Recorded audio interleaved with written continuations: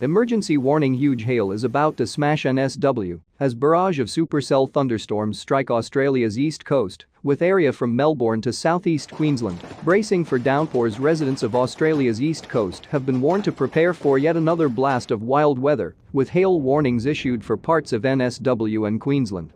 The Bureau of Meteorology issued a severe thunderstorm warning on Thursday afternoon for the NSW Hunter and mid-north coast regions.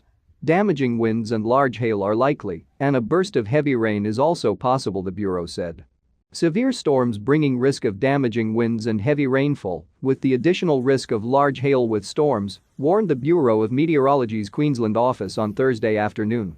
A newly forming low-pressure system, currently sitting over the top of Western Australia, is expected to make its way across to Australia's southeast over coming days.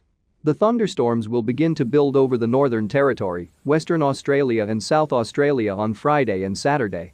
Meteorologists expect the low-pressure system to be in full force by the time it reaches the east coast.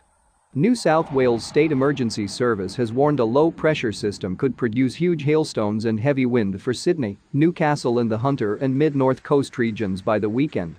Hailstorms are forecast for many parts of Australia's east coast as a low-pressure system moves east, while southeast Queensland is on alert for supercell storms on Thursday afternoon after extreme heat descended on the state.